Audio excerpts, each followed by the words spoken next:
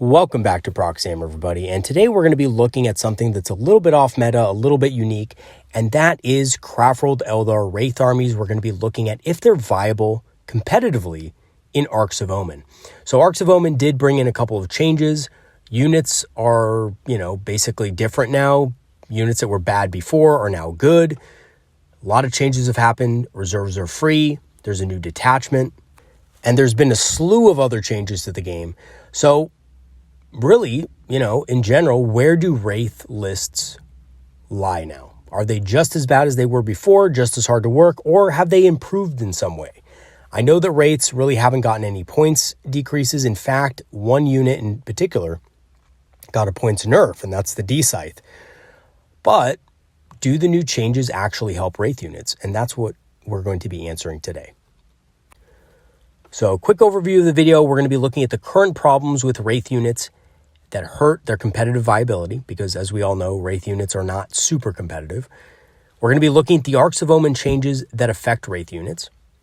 We're going to be looking at the tools that can help Wraith armies deal with their current challenges. And lastly, I'm going to give you guys an example list and some general strategies for playing a Wraith army. I have on and off been playing Wraith armies for a long time, pretty much ever since 4th edition. So I know a little bit about Wraiths. I know how they operate as an army, and it's a little bit different than your typical Eldar army.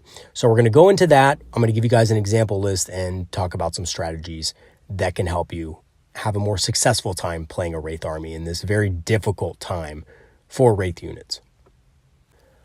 So the current problems with Wraith units that really hurt the competitive viability is basically just three main things.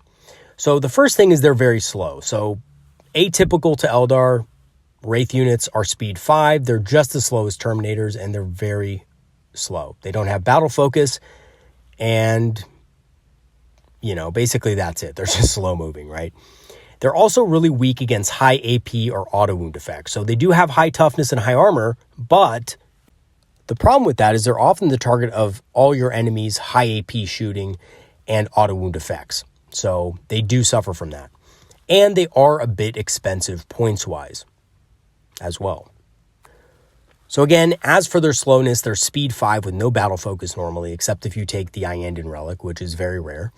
And they also take up more space in a transport, which may not seem like that big of a deal if you think about it. But again, because they do take up more space, you're going to have to spend more points transporting them into battle. You're going to have to buy more transports and things like that so that they will be able to fit and be basically faster. And as for their weakness against high AP or auto wound effects, there's a lot of high AP weapons now in the game that are fairly cost effective. And for example, a lot of Space Marine lists, Asher Militarum, Imperial Guard, whatever you want to call them, basically all get free plasma guns in their units now, which are highly effective against Wraith units, right? They wound on 3s, and even though they only cause 1 wound, they can overcharge to get damage too. So they're very good against Wraith units. Of course, even though the damage 2 would normally not really matter against Wraith units because they're going to reduce it to 1 anyway, there are a few effects out there that will be able to cancel that out.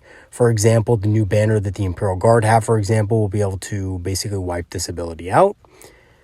And, the extra AP and strength doesn't hurt if you're overwatching against something like a Wraith Lord or something like that.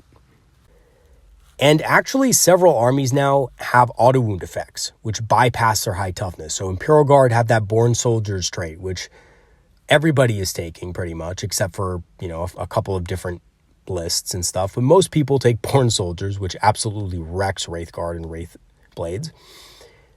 Leagues of Votann also have several auto wound effects. And also Hail of Doom, other Eldar factions really tear through these guys pretty easily. And that's not even to mention their original counter, which is, of course, the Dark Eldar and poison weapons. And lastly, there are expensive points-wise. So they're more expensive point for point than a lot of their counterparts in other factions. Currently, you're seeing a 33-point Thunderhammer Storm Shield Terminator. And when you compare that with a Wraith Blade with a similar setup with the Force Shield and Ghost Axe, the Wraith Blade is actually 12 points more than the Terminator. And arguably a little bit worse in some ways, right? I mean, even though the Terminators have a lower toughness value, they have a higher armor value, And in addition to that, they have a more powerful weapon, right? The Thunderhammer. And of course, Wraith Blades with Ghost Axes don't really have that. So you can compare them, but, Wraith Blades are a bit more expensive.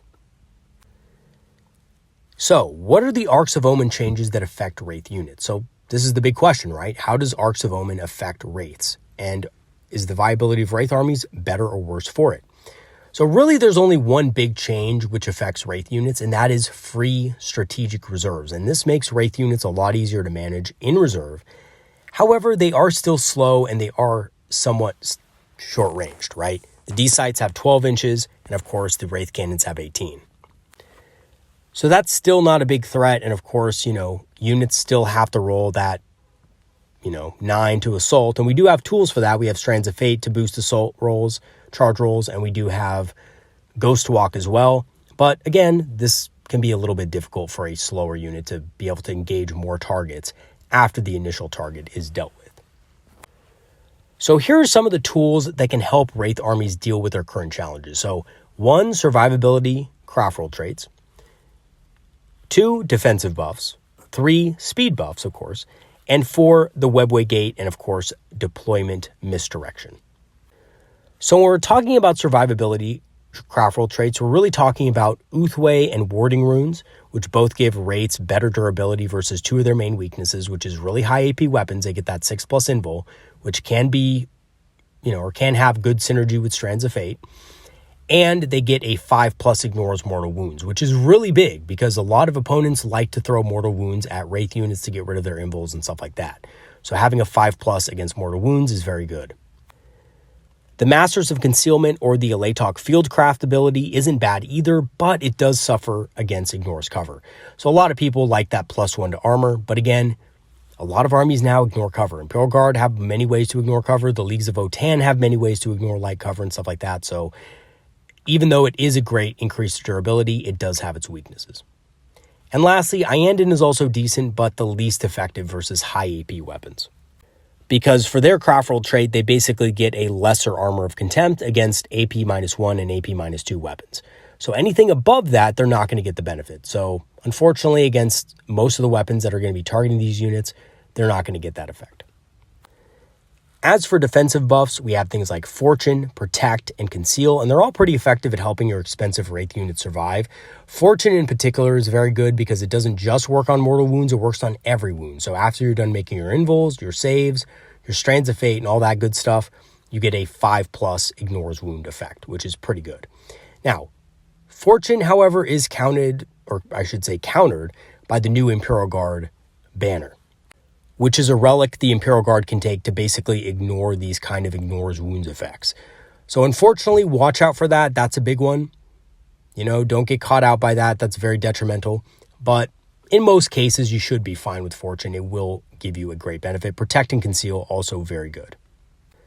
As for speed buffs, Quicken and Ghost Walk can get Wraith units into position and into combat quicker. Again, Ghost Walk is really important for allowing your Wraith units to get the charge off out of Deep Strike or out of reserve so they can actually make an impact when they come in and they don't just get shot out or kited away. And lastly, we have Webway Gate and Deployment Misdirection. So the Webway Gate, now that reserves are free, is a great way to expand your threat range while keeping your unit safe. You can deploy this thing in the middle of the battlefield or in a position in the battlefield that is far enough away from the board edges to give your opponent a little bit of cause of concern when he's near it. So basically, it gives you a lot more board control with units that are slower, so Wraith units in particular. But you don't lose the option of coming in on the sides of the board too, so this can create a lot of threat for your enemy to deal with and, possibly not know what to do against that. Also, Phantasm can throw off your opponent and bring units back into strategic reserve as well for free. So you can essentially have almost your whole army now for free, except for, Phantasm's 2 command points, in strategic reserve, which can be a really effective way of throwing your opponent off and keeping a vast majority of your army alive for the most of the game. So here's an example list and some general strategies for playing a Wraith army. So this is going to be a 2,000 point far-flung Craftworld list with Warding Runes and Wrath of the Dead. We're going to have a Farseer with Fateful Divergence and Focus Will.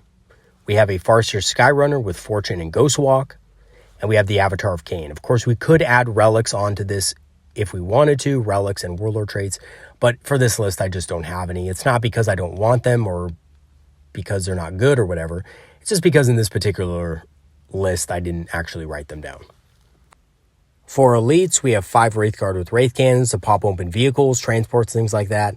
We have 5 Wraithguard with D-Sights to hit hard targets that really need to die, things like Terminators and stuff like, stuff along those lines.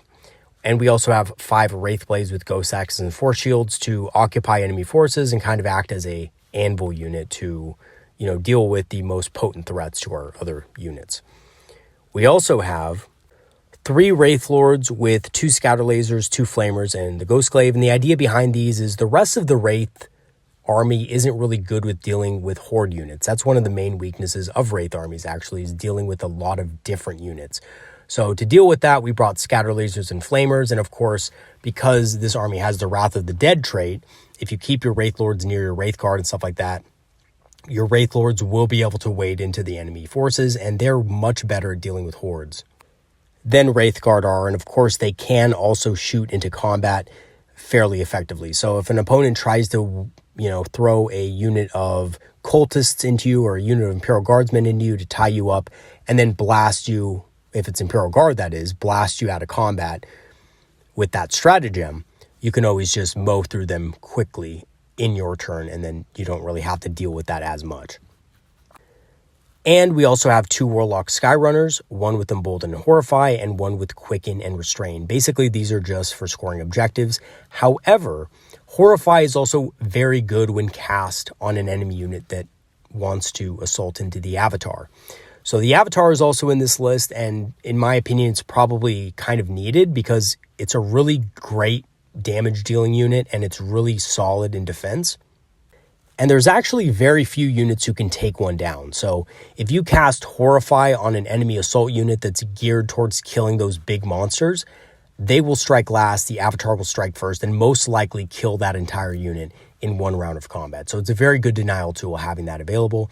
And of course, Quicken and Restrain, it's great for either denying enemy movement or helping your Avatar or other units get across the board much quicker into position faster, which is much needed in a Wraith list. And for heavy support, we have the Wraithseer. So I decided to take a Wraithseer in this list. I think it's a pretty good option to keep behind a piece of terrain, stay on a back objective, kind of hold it as needed, and also be able to shoot at the same time, even if it's out of line of sight. And of course, it does have Protect and Jinx as well. And lastly, for our fortification, we have a Webway Gate. So that's obviously to give us the positional advantage on the battlefield. So what are some of the general strategies in this list and for Wraith armies in general? So, of course, for this particular list, you're going to deploy the Warlocks, Farseers, Avatar of Cain, and Wraithseer behind some obscuring terrain, and put the rest in reserve. You'll use Phantasm, of course, to redeploy if you need to, or to put additional units into strategic reserve. Remember, you can put the Avatar of Cain into strategic reserve, basically for free. Either way, either with Phantasm for 2 command points or just for free normally. You can also put the Wraithseer if you wanted to in reserve, but it's probably better to have something on the board, to be honest with you. And of course, you can redeploy your units onto the other side if your opponent has really fast units that can threaten you turn 1. Fortune and Quicken, the Avatar first turn is a great move to get him onto objectives so your opponent, basically can't deal with them right away. And he can sit on an objective, basically, force the enemy to come out of hiding. Now, here's the thing about this, though. You do have to be careful because some armies, like Imperial Guard or, other types of armies like that have really strong shooting, will still kill the Avatar of Cain. So in that case, probably still have him hidden until later in the game where he can really come out. Maybe he can come out of a Webway portal and he can do a lot of damage that way. But against some armies, they're just not going to be able to kill him. And basically at that point, he's just going to have the run of the battlefield and you can cast Fortune on him and he's going to be very hard to take down. Also, bring units from reserve where they are needed, when they are needed. You're not always going to have to come in on turn 2. Sometimes you'll have to come in on turn 3 and delay or, kind of separate or break up your reserves a little bit. And that's okay. You do have a smaller army. You do have to make smarter choices about when and where your units are going to come in from reserve. Also, definitely use the Wraith Lords to support your Wraith Guard and Wraith Blades so they don't get overwhelmed in combat. So Wrath of the Dead is a really nice ability here. Essentially, if your opponent tries to charge something into a Wraith Guard unit, maybe a very powerful combat unit that your Wraith Guard can't deal with properly, your Wraith Lord can come in and support them. And Wraith Lords are not bad in combat. And to be honest with you, they can even pop Terminators pretty easily if they can get past their invul save. So they're really not bad, and that Wrath of the Dead helps with that. And just for those of you who don't know, Wrath of the Dead allows Wraith units to heroically intervene when possible. So if you keep them close enough together, you can pretty much always heroically intervene into combat with units that are assaulted right next to them, and you can get their attacks off and stuff like that. And lastly, use your Warlocks to safely score on Warp Ritual so they can assist in the late game if needed. And again, the great thing about Warp Ritual is you don't have to use it every turn. You only have to use it 3 times. So that leaves you 2 turns in which your Warlocks can actually cast their Psychic powers to help out your army, which is, again, very important because you're going to need every single cast you can get, as you have a very small force that does rely a lot on Psychic support. So in conclusion, I think obviously Wraith units have several weaknesses that prevent them from getting played more competitively more often. But there are now several ways to mitigate those weaknesses thanks to reserves becoming free. And even though the Webway portal got increased in points, it's still a great way to bring Wraith units into the battlefield and really high threatening targets. So again, while they still have very tough matchups against a lot of armies out there that auto wound and poison and things like that, being able to deploy most of your army in reserve without having to spend command points will help reduce the damage they will take over the course of the game. And because their damage is reduced, they're going to be able to shell out more damage to enemy units, and your enemy army is going to have less time to actually deal with them. And let me tell you, everything in that example list that I gave you guys is very tough. Wraith units are, they're not as tough as their points would suggest, but they are very tough still. Especially for a lot of armies out there, it takes quite a bit of firepower, especially getting past things like Strands of Fate and stuff like that to actually deal with them quickly and effectively. All right, everybody, that's going to be it for today's video. Hope you guys liked a little bit of a video on Wraiths today. I'm going to be having more videos coming out next week. Stay tuned for that. And yeah, just leave a comment in the comment section about what you think about Wraiths. I know in general, a lot of people don't like them and they didn't really get buffed. And in my opinion, they really did need a buff, but that's one of those things we're just going to have to live with, and we're going to have to find ways around it because, hey, Wraith units are awesome, Wraith armies are awesome, and I'm not going to stop playing them even though they're not the most competitively viable out there, and neither should you. If you like Wraith armies, find a way to make it work. Don't just throw them in the garbage, right? Actually, funny story, I knew somebody who actually threw his army in the garbage can. And I'm not even joking, he threw his entire, probably about 4,000 point army in the dumpster. And yeah, that was that was a real shame. So you don't want to be that guy. You don't want to throw your army in the dumpster just because something got nerfed or, something was, not to your liking or whatever, right? You want to keep playing them and just find ways to win with them because they are really good units. They're just a little bit obviously overcosted and probably not quite meta right now. That's all. All right, everybody, that's going to be it for today. Peace out. See you guys later. And of course, leave a comment in the comment section and let me know what you think about Wraith units and the general state of Wraith armies. Have a good one, everybody. See you later.